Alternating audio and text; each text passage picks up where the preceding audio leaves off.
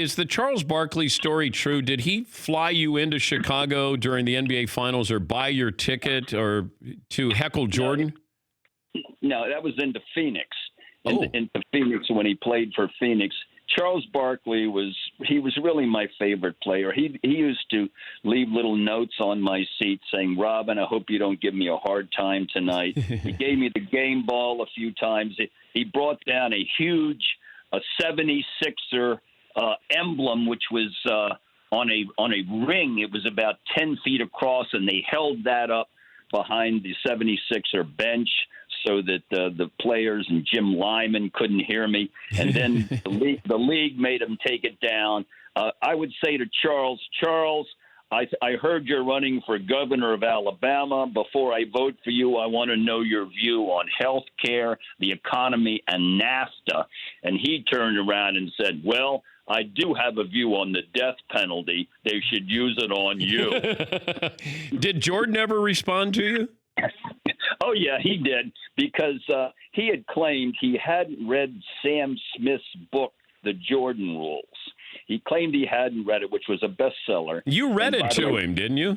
I read him excerpts from it, some of the embarrassing excerpts where he made comments about his teammates calling he called one of the guys a 6'10" stiff.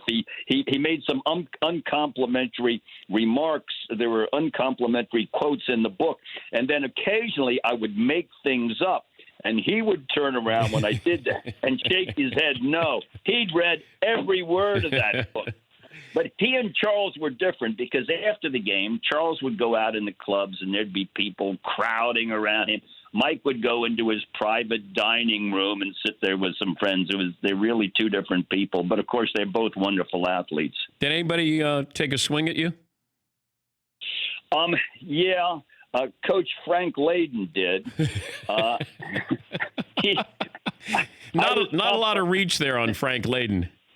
I was complimenting him. He was having a feud with Adrian Dantley, who's one of his best players. I was mentioning that feud, and I was also bringing up the fact that USA Today had rated him the worst-dressed coach in the NBA. Okay, so I was on him the whole game about Adrian and about how he was dressed and what he should be wearing to the games. And at the end of the game, which they won, he came through the seat. He started coming through the seat. The mailman was holding him back.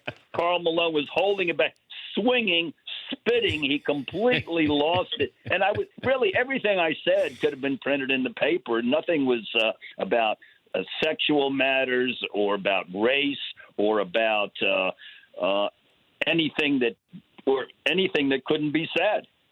For more Dan Patrick Show, tune into Audience Channel 239 on DirecTV. Stream for free on VR Live or download the Dan Patrick Show app.